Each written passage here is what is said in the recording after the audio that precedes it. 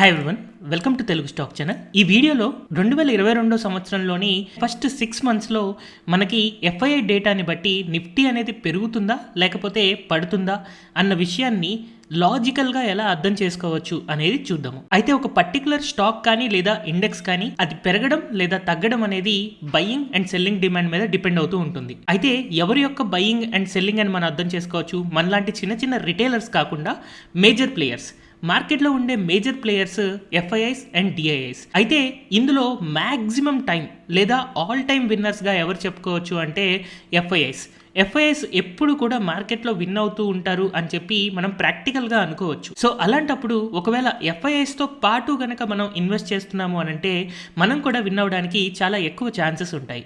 So ఈ FII డేటాని బట్టి ఒక లాజికల్ అజంప్షన్ని ఎక్స్ట్రాక్ట్ చేసుకొని రాబోయే 6 మంత్స్లో మార్కెట్ పెరుగుతుందా లేకపోతే పడుతుందా అనేది ఎలా ప్రిడిక్ట్ చేయొచ్చు అనేది నేను చూపించబోతున్నాను. సో ఈ లాజికల్ అజంప్షన్కి కావాల్సిన డేటాని మనకి moneycontrol.comలో ఎఫ్ఐఐస్ అండ్ డిఐఐ యొక్క ట్రేడింగ్ యాక్టివిటీస్లో మనకి ఇక్కడ every month FIIs net by చేస్తున్నారా లేకపోతే సెల్ చేస్తున్నారా అండ్ అలాగే డిఐఐస్ బై చేస్తున్నారా సెల్ చేస్తున్నారా అనే డేటా మనకి అవైలబుల్లో ఉంటుంది.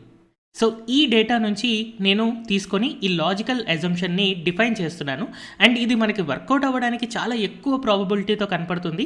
అందుకనే దీన్ని ఒకసారి గత 10 సంవత్సరాలతో టెస్ట్ చేసి నెక్స్ట్ ఫ్యూచర్ని ఎలా ప్రిడిక్ట్ చేయొచ్చు అనేది ఈ వీడియోలో మీకు చెప్తాను. సో ఫస్ట్ ఆఫ్ ఆల్ మనం ఒక లాజికల్ అజంప్షన్ ప్రాక్టికల్గా వర్కౌట్ అయ్యేది ఆలోచిద్దాం. ఏంటంటే ఎఫ్ఐఐస్ యాజ్ ఆఫ్ నో సెల్లింగ్లో ఉన్నారు అని అనుకుందాం. అంటే లెట్స్ సే ఎగ్జాంపుల్కి -1000 కోట్లు. సో జనవరి మంత్ మొత్తంలో 1000 కోట్లు అమ్ముతున్నారు అని అనుకుందాం. తర్వాత ఒకవేళ ఫిబ్రవరి వచ్చేసరికి అదే ఒకవేళ 4000 కోట్లు బై చేశారు అని అనుకోండి. అంటే అర్థం ఏంటి, వీళ్ళ సెంటిమెంట్ అనేది నెగిటివ్ నుంచి పాజిటివ్కి కన్వర్ట్ అయింది కదా. సో ఎప్పుడైతే ఇలాగా నెగిటివ్ నుంచి పాజిటివ్కి వీళ్ళ సెంటిమెంట్ కన్వర్ట్ అవుతుందో నెక్స్ట్ 4 మంత్స్ బయింగ్లో ఉంటారు. కాబట్టి నిఫ్టీ కానీ బ్యాంక్ నిఫ్టీ కానీ లేకపోతే ఏదైనా ఇండెక్స్ కానీ మోస్ట్ ఆఫ్ ది స్టాక్స్ పెరగడానికి ఛాన్స్ ఉంటాయి. అదే నెగిటివ్ నుంచి పాజిటివ్ కన్వర్ట్ అయింది కాబట్టి చాలా ఫాస్ట్గా పెరగడానికి ఛాన్స్ ఉంటుంది. ఒకవేళ జనవరి మంత్లో అప్పటిదాకా బయింగ్లో ఉన్న ఎఫ్ఐఐస్ అంటే ఫర్ ఎగ్జాంపుల్ 5000 crores బయింగ్ చేశారనుకుందాం జనవరి మంత్లో. ఫిబ్రవరి మంత్లో బడ్జెట్ వచ్చిన తర్వాత మనకి ఇంకా బయింగ్ చేస్తున్నారు. అంటే లెటర్సే ఒక 15,000 crores బై చేశారనుకుందాం. అలాంటప్పుడు ఆల్రెడీ బైలో ఉన్న వాళ్ళు ఇంకా బై చేశారంటే ఎక్కువ బై చేశారు. అందుకే 2 Bలు యూజ్ చేస్తున్నాను, ఎక్కువ బై చేశారు అని చెప్పి. ఇలాంటప్పుడు మనకి మార్కెట్ పెరుగుతుంది అని క్లియర్గా మనకు అర్థమవుతుంది. ఎందుకంటే బడ్జెట్ ముందు పాజిటివ్గా ఉన్నారు, బడ్జెట్ తర్వాత ఇంకా పాజిటివ్గా ఉన్నారు కాబట్టి మార్కెట్ పెరుగుతుంది అని మనం అర్థం చేసుకోవచ్చు. అదే ఒకవేళ జనవరి మంత్లో అంతకుముందు స్ట్రాంగ్ బయింగ్ ఉండి లెటస్సే ఒక 15,000 కోట్లు అప్పుడు పాజిటివ్లో ఉన్నారు బడ్జెట్ ముందు, బట్ బడ్జెట్ తర్వాత అంతగానం బై చేయట్లేదు. అంటే లెటస్సే 5,000 crores బై చేశారు అనుకుందాం ఫిబ్రవరి మంత్లో. అలాంటప్పుడు మార్కెట్ పడి మళ్ళీ పెరగడానికి ఛాన్సెస్ ఉంటాయి. ఎందుకంటే లాంగ్ టర్మ్లో ఎప్పుడైనా సరే మన ఇండెక్స్ లేదా స్టాక్ మార్కెట్స్ అనేవి బుల్లిష్గానే ఉంటాయి. బట్ టెంపరీగా బయింగ్ మొమెంటం అనేది కంటిన్యూ అవ్వట్లేదు అని మనకి ఇక్కడ అర్థమవుతుంది. కాబట్టి స్టాక్ మార్కెట్ అనేది ఫస్ట్ ఒక 6 మంత్స్ పడి తర్వాత మళ్ళీ రివర్స్ అయి పెరగడానికి ఛాన్సెస్ ఉంటాయి. అదే ఒకవేళ జనవరి మంత్లో అప్పటిదాకా బయింగ్లో ఉన్న ఎఫ్ఐఐస్ తర్వాత సెల్లింగ్కి కన్వర్ట్ అయిపోయారనుకోండి. అంటే బడ్జెట్ వాళ్ళకి నచ్చలేదు లేదా బడ్జెట్లో వాళ్ళకి అన్ఫేవరబుల్గా ఏదైనా జరిగింది అని అనుకున్నప్పుడు లెటర్సే ఒక 5,000 crores పాజిటివ్ ఉన్న వాళ్ళు ఒక 10,000 crores అమ్మేశారు అని అనుకోండి. అలాంటప్పుడు ఆ ఇయర్ మొత్తం మనకి మార్కెట్ అనేది డౌన్ ట్రెండ్ ఉండడానికి ఛాన్స్ ఉంటుంది.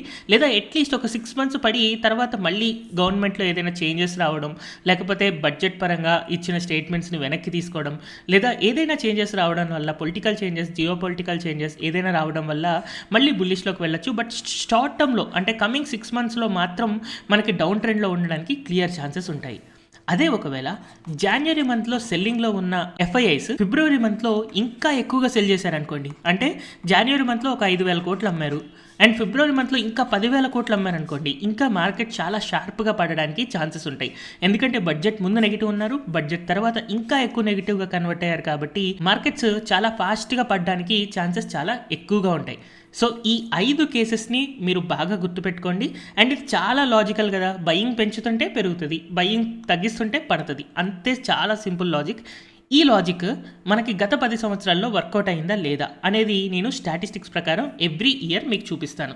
సో ఫర్ ఎగ్జాంపుల్ ఫస్ట్ 2013లో నేను ఇందాక చూపించిన వెబ్సైట్లో ఉన్న డేటాని తీసుకున్నాను. జనవరి మంత్లో 19,000 198 crores బై చేశారు ఎఫ్ఐఐస్. అండ్ ఫిబ్రవరి మంత్లో మనకి 9,533 crores బై చేశారు. అంటే బయింగ్ అనేది అంతకుముందు 2 Bలు ఉండేది, అంటే ఎక్కువ స్ట్రాంగ్ బయింగ్ ఉండేది, వీక్ బయింగ్ అయింది. అలాంటప్పుడు మనకి ఏం జరగచ్చు, ఫస్ట్ 6 months కొంచెం పడి తర్వాత పెరగడానికి ఛాన్సెస్ ఉంటాయి, లేదా ఫస్ట్ 6 months పడి తర్వాత మళ్ళీ సిచ్యువేషన్స్ బాగాలేకపోతే పడచ్చు. బట్ ఫస్ట్ 6 months మాత్రం మనకి పడుతుంది అని చెప్పి మనం అనుకుంటాము. సో ఏం జరిగిందో చూద్దాం.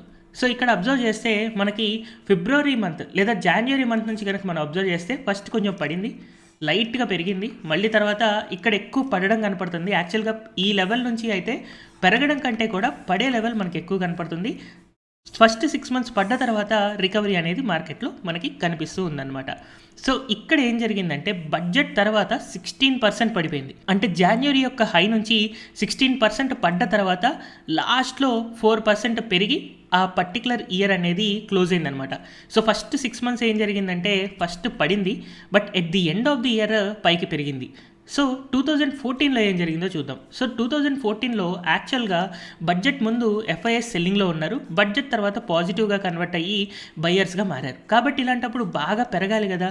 సో ఏం జరిగింది మార్కెట్లో అని మనం అబ్జర్వ్ చేస్తే, సో 2014 ఇయర్లో జనవరి తర్వాత మనం కనుక అబ్జర్వ్ చేస్తే క్లియర్గా మార్కెట్ అనేది బుల్ ట్రెండ్లో ఉంది. ఎందుకంటే అంతకుముందు సెల్లింగ్లో ఉన్న ఎఫ్ఐఎస్ బయింగ్ కింద కన్వర్ట్ అయ్యారు కాబట్టి చాలా ఈజీగా పెరిగింది. నెక్స్ట్ అలాగే 2014లో మనం ఇప్పుడు చూసిన డేటాని కనుక సమ్మరైజ్ చేసుకుంటే జస్ట్ బడ్జెట్ తర్వాత మనకి ఏమైందంటే 2% పడింది.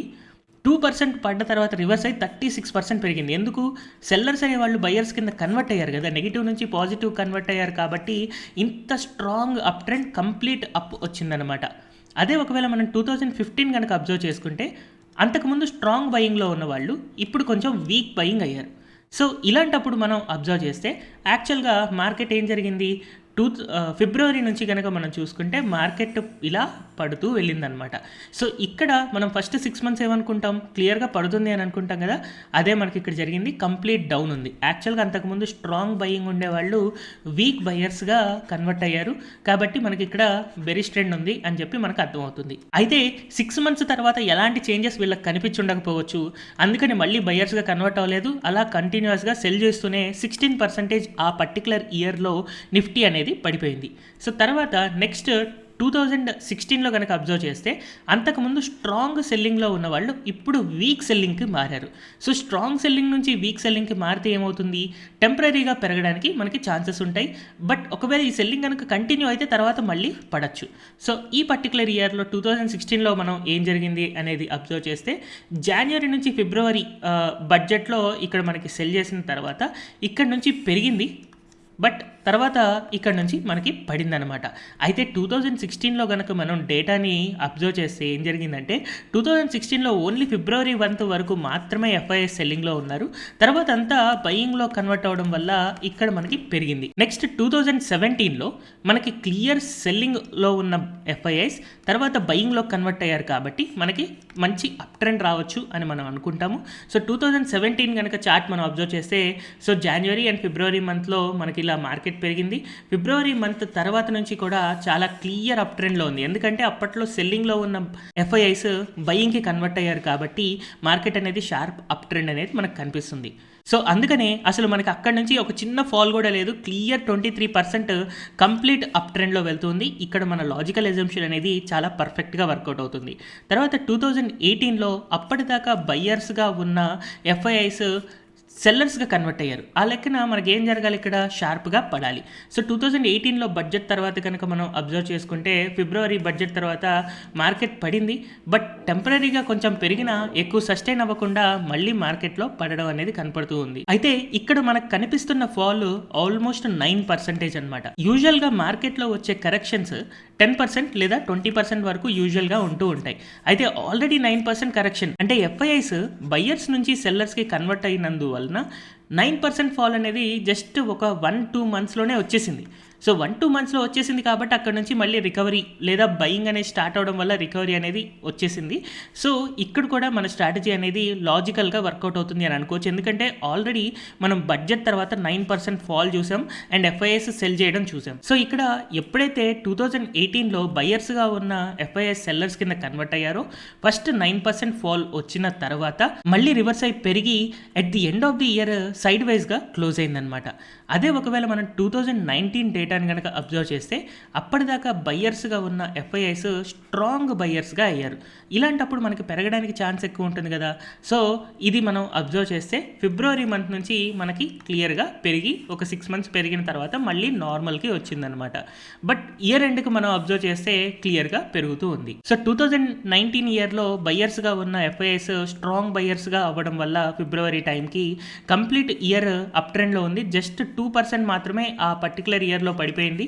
12% అప్లో మార్కెట్ అనేది క్లోజ్ అయింది. నెక్స్ట్ 2020 ఇయర్లో అప్పటిదాకా సెల్లర్స్గా ఉన్న ఎఫ్ఐఎస్ స్ట్రాంగ్ సెల్లర్స్గా అయ్యారు. ఇలాంటప్పుడు మనకి షార్ప్గా పడిపోవడానికి ఛాన్సెస్ ఉంటాయి కదా. సో ఈ టైంలోనే మనకి మార్చ్లో కోవిడ్ లాక్డౌన్ వల్ల మనకి స్ట్రాంగ్ సెల్లింగ్ వచ్చింది. ఇదంతా ముందుగానే ప్రిడిక్ట్ చేసిన ఎఫ్ఐఎస్ స్ట్రాంగ్ సెల్లింగ్ చేస్తూ ఉన్నారు.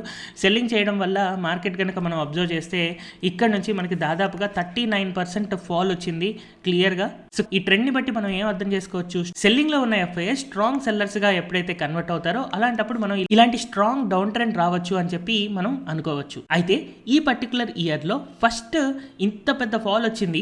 బట్ 6 మంత్స్ తర్వాత మళ్ళీ రికవరీ అయిపోయి ఇయర్ ఎండ్ అయ్యేసరికి పైకి పెరిగింది. సో మనకి ఇక్కడ present January and February month యొక్క డేటాని బట్టి మనం కమింగ్ 4 మంత్స్ని మాత్రమే మనం ప్రిడిక్ట్ చేసుకోగలం. దాని తర్వాత మళ్ళీ ఎఫ్ఐఎస్ సెంటిమెంట్ కనుక మారి బయింగ్లో కన్వర్ట్ అవుతున్నారు అంటే ఇయర్ ఎండ్ కల్లా పెరగడానికి ఛాన్సెస్ ఎక్కువగా ఉంటాయి. సో ప్రజెంట్ మనం జనవరి అండ్ ఫిబ్రవరి మంత్ డేటాని యూస్ చేసి just March, April, May and జూన్ని మాత్రమే ప్రిడిక్ట్ చేయడానికి ట్రై చేస్తున్నాము. అండ్ ఫైనల్గా లాస్ట్ ఇయర్ 2021 కనుక అబ్జర్వ్ చేస్తే అప్పటిదాకా బయ్యర్స్గా ఉన్న ఎఫ్ఐఐస్ జనవరి మంత్లో అండ్ ఫిబ్రవరి మంత్లో బడ్జెట్ తర్వాత స్ట్రాంగ్ బయ్యర్స్గా కన్వర్ట్ అయ్యారు. ఇలాంటప్పుడు మార్కెట్ షార్ప్గా పెరుగుతుంది అని మనం ఎజ్యూమ్ చేసుకుంటాం. కాబట్టి ఒకసారి ఇక్కడ అబ్జర్వ్ చేస్తే ఫిబ్రవరి తర్వాత మార్కెట్ అనేది కంటిన్యూస్ అప్ ట్రెండ్లో ఉంది. ఆ పర్టికులర్ ఇయర్లో ఫిబ్రవరి మంత్ తర్వాత అక్కడ క్లోజ్ అయిన ప్రైజెస్ నుంచి 0% అసలు ఏం పడలేదు, కంటిన్యూస్గా పెరుగుతూ 36% పెరిగింది. సో వీటన్నిటి బట్టి మన లాజికల్ ఎజంప్షన్ అనేది నెక్స్ట్ 4 మంత్స్కి చాలా బాగా వర్కౌట్ అవ్వడానికి ఎక్కువ ఛాన్సెస్ ఉన్నాయి. అయితే యాజ్ ఆఫ్ నో మనం సెల్లింగ్లో ఉన్నాం, ఎఫ్ఐఐస్ సెల్లింగ్లో ఉన్నారు. సో ప్రజెంట్ మనం ఉన్నది స్ట్రాంగ్ సెల్లింగా లేకపోతే వీక్ సెల్లింగా అనేది మనకి ఇంకా తెలియదు. ఫిబ్రవరి మంత్ డేటా కంప్లీట్ అయ్యేసరికి ప్రజెంట్ మనం జనవరి మంత్లో 41,000 కోట్లు ఎఫ్ఐఐస్ అమ్మారు. కాబట్టి దీనికంటే ఎక్కువ అమ్మితే స్ట్రాంగ్ సెల్లర్స్గా కన్వర్ట్ అవ్వడం వల్ల మార్కెట్ పడుతుంది అని అనుకోవచ్చు. లేదు ఒకవేళ ఇక్కడ నుంచి కనుక బయ్యర్స్గా కన్వర్ట్ అయితే మార్కెట్ పెరుగుతుంది అని అనుకుంటాము. అలా కాకుండా లెస్ సెల్లింగ్, అంతకుముందు స్ట్రాంగ్ సెల్లింగ్ అంటే 41,000 కోట్లు స్ట్రాంగ్ సెల్లింగ్ అనుకుని ఒకవేళ లెస్ సెల్లింగ్ అయితే అలాంటప్పుడు కూడా మళ్ళీ రివర్స్ అయి పెరుగుతుంది అని అనుకోవచ్చు.